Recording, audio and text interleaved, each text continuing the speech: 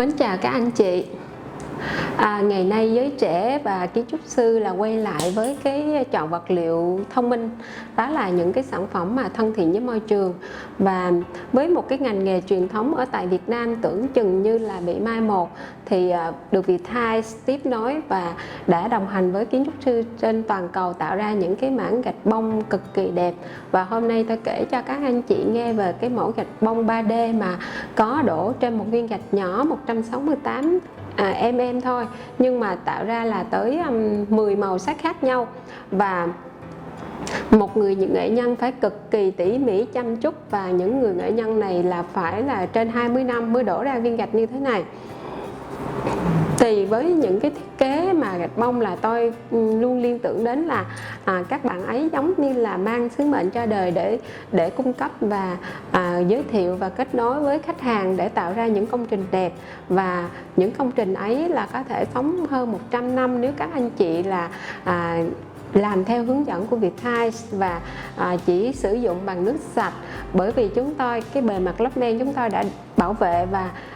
để chống thấm hút từ cà phê đậm đặc hoặc là trà đậm đặc vào cái gạch bông. Thì với cái mẫu gạch bông này có thể các anh chị sử dụng những nơi trang trọng, hoặc là mình có thể kết hợp là sử dụng những quán cà phê để tạo điểm nhấn một cái tấm thảm. Mà tấm thảm ấy nếu như mà nơi đông đúc mà làm bằng vải hoặc là bằng nỉ thì sẽ là thấm hút nước vô vào rất là nghe mùi ẩm mốc. Cho nên là khi mà sử dụng gạch bông thì các anh chị có thể lau nước sạch hàng ngày, thì lớp men nó cũng sẽ đánh bóng lên và nó sẽ tự hóa thạch và nó sẽ làm đẹp hơn nữa. Thì mỗi chúng ta thì đây là một cái thiết kế mà chúng tôi thiết kế dựa trên cái nền tảng là hai cái bông hoa màu xanh màu vàng. Còn ngoài ra chúng tôi có 120 màu. Các anh chị có thể yêu thích cái màu đỏ, màu tím, màu xanh blue hoặc là xanh green, thì có rất là nhiều tông màu từ đậm đến nhạt. Thì các anh chị chọn tại Viettiles thì tạo ra những cái hoa văn để mang dấu ấn riêng cho công trình của mình.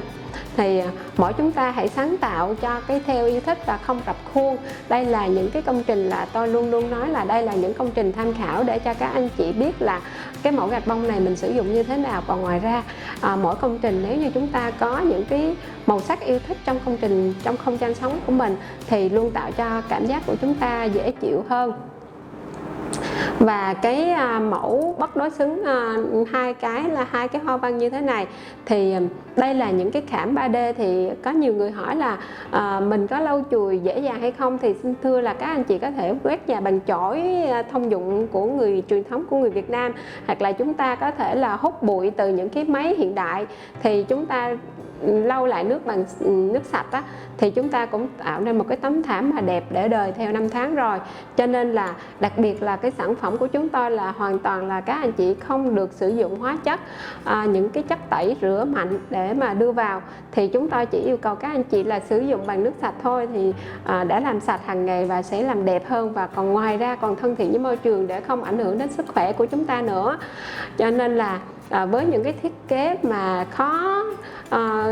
rất là nhiều cái lần đổ, thì chúng tôi cũng tạo ra những cái sản phẩm và đồng hành với những người sáng tạo như vậy. Chúng tôi yêu thích sự sáng tạo vô cùng, bởi vì sự sáng tạo ấy là sẽ có nhiều mẫu mã đa dạng hơn để cung cấp phục vụ cho nhiều người. Cái thứ hai nữa là chúng tôi mong muốn là mình sẽ có những cái mẫu để mà đồng hành với những bạn yêu cái đẹp, những bạn thích sáng tạo, những bạn thích màu sắc. Thì đó là những người bạn của Viettiles, không phải là khách hàng nữa, mà đó là những người bạn để mà đồng hành với chúng tôi, là những con người là yêu cái đẹp, yêu những nghệ thuật và yêu về chất lượng nữa, yêu môi trường, rất là nhiều cái. Và các anh chị lưu ý là công trình của mình sử dụng gạch bông bông gió là hãy đưa những cái xanh vào hơn, thì không gian của các anh chị sẽ thân thiện và tạo cho cảm giác khách đến cũng sẽ mộc mạc nhưng mà không kém phần sang trọng và tạo sinh khí nữa. Cho nên là mỗi chúng ta hãy trồng cây xanh nhiều lên để trong không gian sống của chúng ta thêm đẹp và thêm thân thiện mộc mạc, nhưng mà vẫn giữ được cái sự bình an và sự thư thái trong tâm hồn của mình. Thì cuộc sống đã vội vã quá rồi, chúng ta hãy quay về bên trong của mình để chúng ta chăm chút cái tâm hồn của mình bình an thư thái. Thì khi mà tâm hồn của chúng ta bình an thư thái thì chúng ta sẽ tạo ra giá trị nhiều hơn nữa cho cuộc sống này. Cuộc sống chúng ta là mến yêu mà, cho nên là mỗi chúng ta hãy là những con người sáng tạo, và chúng ta là những con người yêu nghệ thuật. Chúng ta hãy yêu thiên nhiên và sống gần gũi với thiên nhiên nhiều hơn, và chúng ta là những con người sống có nội tâm bình an, và nội tâm của chúng ta đủ dày rồi thì chúng ta có thể làm mọi cái mà chúng ta muốn, miễn là đừng làm xấu thôi. Cảm ơn các anh chị đã lắng nghe, và chúc các anh chị luôn luôn có những tâm hồn đẹp, và chúng ta là những con người đại tài, luôn luôn sáng tạo nhé. Mến chào các anh chị và chúc các anh chị sức khỏe.